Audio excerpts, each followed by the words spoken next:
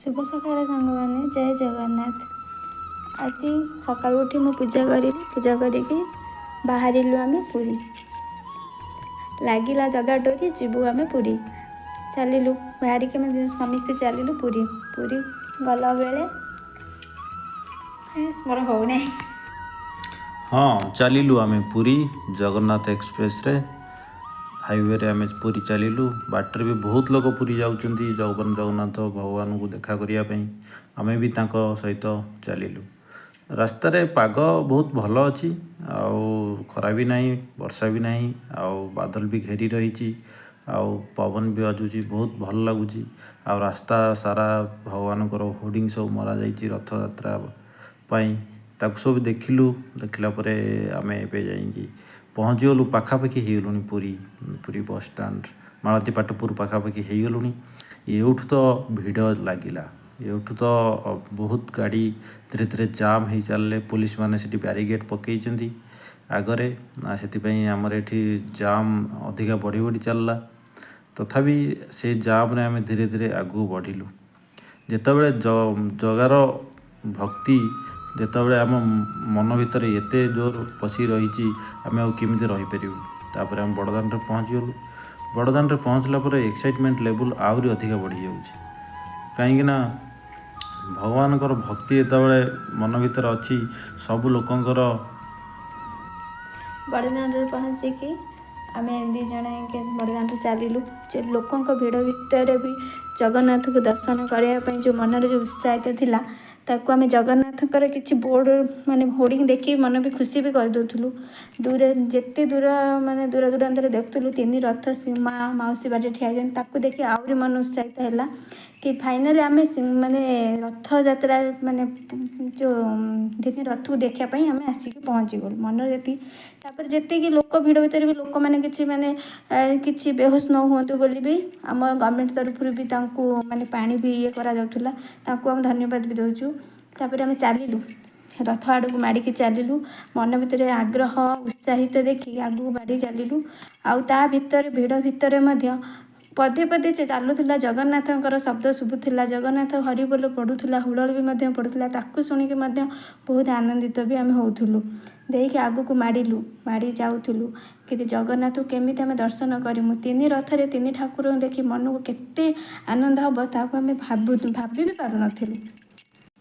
हाँ सत कथा आगु आम एत थर भी आसलु भगवान को सब श्रीमंदिर में देखी आउ रथ उपर देखार मजा आम के भी पाई नथिलु से बोधे आम अधिका एक्साइटेड अच्छु आउ मन भर बहुत उत्कंठा भाव अच्छी आउ फाइनाली आम आसी रथ पाखरे पहुँची गलुनी आउ तीन रथ देखला बेलू बहुत सुंदर देखा जाउछंती आउ हलदिया कपड़ा रथटी जगन्नाथंकर कला कपड़ा रथटी नाली कला जोटा माँ सुभद्रांकर आउ ग्रीन आउ रेड कलर रथटी बलभद्र देव बाबांकर रथ तीन रथ गोटे सामने सीधारे छिड़ा होती आउ देखी आम बहुत खुशी लगुच आउ रथ उपर महाप्रभु अच्छी आम तांकू देखापी आहरी एक्साइटेड अच्छु चलतु जीवा रथ सामना को जीवा सामना को जाइए जगन्नाथ को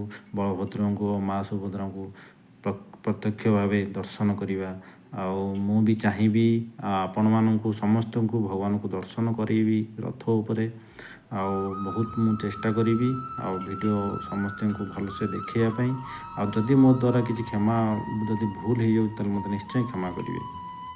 फाइनाली आम आसी पहुँची गलु नंदीघोष पाखरे नंदीघोष उपर बसी प्रभु आमर जगन्नाथ जहाँ को आपण को आम जूम भाव देखू जूम भाव देखें कहीं पुलिस बाबू बहुत अच्छा जहाँफल से आम मोबाइल भी छड़ी नौते तथापि बहुत कष्ट आम आपण को जगन्नाथ को दर्शन निश्चित करूँ कहीं आम आपण ही ये आसू आपन को देखू जगन्नाथ बाबा को बलभद्र बाबा को और सुभद्रा माँ को चलतु एवं देखा जगन्नाथ बाबा को देखु नंदीघोष केते सुंदर से देखा चक्का आखि दुई नयन आमको अनै आपड़ जदि किसी मनस्कामना अच्छे जन भी पारती चक्का आखि दुई नयन सबू देखुची देखु मुझे जूम करके देखा चक्का नयन को कला बदन को जे नंदीघोष बसिकी खिली खिली हसुँच कहते କି ମୋତେ ଆସିଥିବା ଭକ୍ତମାନଙ୍କୁ ମୁଁ ବହୁତ ଭଲ ପାଏ ଆଉ ସମ୍ମାନ ମଧ୍ୟ ବି କରେ। ତାପରେ ଆମେ ଚାଲିଲୁ ମା ସୁଭଦ୍ରା ମା ପାଖକୁ। ସେଠି ବି ଲୋକ ବହୁତ ଅଛନ୍ତି, କିନ୍ତୁ ପୋଲିସ ବାବା ଆମକୁ ସୁଯୋଗ ଦେଉନଥିଲେ ଯେ ଫଟୋ ଉଠାଇବା ପାଇଁ ମନା କରୁଥିଲେ। ତଥାପି ଆମେ ବହୁତ ରିକ୍ୱେଷ୍ଟ ତାଙ୍କୁ କରିକି ଆମେ ଫଟୋ ଉଠାଇଛୁ। ମା ସୁଭଦ୍ରାଙ୍କୁ ବି ଆପଣଙ୍କୁ ଆମେ ଦେଖାଉଛୁ ଜୁମ୍ ଭାବରେ। ଆପଣ ଜଗାକୁ ଦେଖିଲେ ତାପରେ ସୁଭଦ୍ରା ମାଙ୍କୁ ବି ଦେଖନ୍ତୁ ସେ ହଳଦୀ ମୁଖୀ ଆପଣ ଦେଖିପାରୁଥିବେ ଯେ ତାଳଧ୍ୱଜରେ ବସିଛନ୍ତି। ଇଏ ହେଉଛି ଗୁଣ୍ଡିଚା ମନ୍ଦିର ମାଉସୀଙ୍କ ବାଡ଼ି, ଯାହାକୁ ପ୍ରଭୁ ଜଗନ୍ନାଥ ବର୍ଷକରେ ଥରେ ଆସିଛନ୍ତି ତାଙ୍କ ମାଉସୀ ବାଡ଼ିକି। ସେଇଟା କି ଖୁସିର କଥା। ଆମେ ତ ସବୁ ବର୍ଷ ଯାଇପାରୁଛନ୍ତି ମାଉସୀ ସବୁ ବର୍ଷ ଥରେ ଲେଖା, କିନ୍ତୁ ସେ ଥରେ ଆସୁଛନ୍ତି। ତାପରେ ଦେଖନ୍ତୁ ଇଏ ବଳଭଦ୍ରଙ୍କର ନନ୍ଦିଘୋଷ ଯେଉଁ ବଳଭଦ୍ରଙ୍କର ଦେଖ ଦେବଦଳନ, ସିଏ ଦେବଦଳନରେ ବସିଛନ୍ତି। ଆହା କି ସୁନ୍ଦର ଦିଶୁଛି ତାଙ୍କର ସେହି ନନ୍ଦିଘୋଷ, ତାଳଧ୍ୱଜ, ଦେବଦଳନ ମାଉସୀ ବାଡ଼ିରେ ଠିଆ ଅଛି। ମାଉସୀଙ୍କ ମନ ବି ଉଚ୍ଛନ୍ନ ହେଇଗଲାଣି କି ତାଙ୍କ ପୁଅମାନଙ୍କୁ ଓ ଝିଅମାନଙ୍କୁ ନେବା ପାଇଁ। ତାପରେ ଦେଖିପାରୁଥିବେ କେତେ ଭିଡ଼ ଭିତରେ ଆମେ ଆପଣଙ୍କ ପାଇଁ ସୁଟିଂ କରୁଛୁ। ତାପରେ ତିନି ଭଗବାନଙ୍କୁ ରଥରେ ଦେଖି ମନ ଖୁସି ହେଇଗଲା, ଆଉ ରହିପାରିଲୁନି। ପୁଣି ଚାଲିଲୁ ସମୁଦ୍ର ଅଭିମୁଖେ। ଆସି ସମୁଦ୍ର ବେଳାଭୂମିରେ ପହଞ୍ଚିଗଲୁ। ସମୁଦ୍ର ବେଳାଭୂମିରେ ବି ବହୁତ ଲୋକ, ବହୁତ ଭିଡ଼। ଆଉ ଜଗନ୍ନାଥଙ୍କୁ ଯିଏ ଦେଖିବାକୁ ଆସିଛି ସମୁଦ୍ର ତ ନିଶ୍ଚୟ ସିଏ ଟିକେ ମଜା ନେବା ପାଇଁ ସମସ୍ତଙ୍କର ଇଚ୍ଛା, ସମସ୍ତଙ୍କର ମନ ଟିକେ ସମୁଦ୍ର ପାଣିରେ ନିଜକୁ ଗାଧେଇ ଦେବା ପାଇଁ, ନିଜକୁ ଧୋଇ ହେଇଯିବା ପାଇଁ। କିଏ ଓଟରେ ବୁଲୁଛି, କିଏ ଘୋଡ଼ାରେ ବୁଲୁଛି, କିଏ ଫଟୋ ଉଠାଉଛି। ସମସ୍ତେ ନିଜ ନିଜ କାମରେ ମସଗୁଲ, ଆଉ ସମସ୍ତେ ବହୁତ ଖୁସି ଜଣାପଡ଼ୁଛନ୍ତି। ଆଉ ସମୁଦ୍ର ପାଖକୁ ଯାଇ ଆମ ମନ ବି ବହୁତ ଖୁସି ହେଇଗଲା। ସମୁଦ୍ର ଢେଉ ଧୀରେ ଧୀରେ ଚାଲି ଆସୁଥାଏ ପାଖକୁ, ଆସି ଆମ ପାଦକୁ ଛୁଇଁ ଦେଇ ଯାଉଥାଏ। ଏହା କି ମନଲୋଭ ଦୃଶ୍ୟ। ଆଉ ମନ ଭିତରେ ଯେତେ ଚିନ୍ତା, ଯେତେ ଟେନସନ୍ ସବୁ କିଛି କୁଆଡ଼ୁ ହଜିଗଲା ସମୁଦ୍ର ପାଖରେ ପହଞ୍ଚିଲା ପରେ। ଜଗନ୍ନାଥଙ୍କ ପାଖରେ ପହଞ୍ଚିଲା ପରେ ତ ସବୁ ହଜିଯାଇଥିଲା, ସମୁଦ୍ର ପାଖରେ ପହଞ୍ଚିଲେ ଆହୁରି ଖୁସି ଲାଗିଲା। ସେ ପାଣି ଆସି ଯେତେବେଳେ ଦେହକୁ ଛୁଇଁ ଦେଇ ଯାଉଥାଏ, ଆଉ ସବୁ ଲୋକ କେତେ ମଜାମସ୍ତି କରୁଥାନ୍ତି, ସେମାନଙ୍କ ମଜାମସ୍ତି ଦେଖି ସୁଦ୍ଧା ମନ ଖୁସି ହେଇଯାଉଥାଏ। ତାପରେ ସମସ୍ତେ ଯେମିତି ଲେଖନ୍ତି, ଆପଣ ଜାଣିଥିବେ ବାଲିରେ ଜୟ ଶ୍ରୀରାମ ଲେଖନ୍ତି। ଆଉ ଆମେ ବି ଟିକେ ଲେଖିବାକୁ ଚେଷ୍ଟା କଲୁ। ଲେଖିଲା ପରେ କିଛି ସମୟ ଅପେକ୍ଷା କଲା ପରେ ଦେଖିଲୁ କିଛି ଢେଉ ଆସିକି ତାଙ୍କୁ ଧୋଉଛି କି ନାହିଁ ଯେଉଁ ଲେଖାକୁ। ହଁ, କିଛି ସମୟ ପରେ କି ଗୋଟେ ବଡ଼ ଢେଉ ଆସିଲା, ଆଉ ସେ ମୋ ଜୟ ଶ୍ରୀରାମ ଲେଖାକୁ ଧୋଇ ଦେଇଗଲା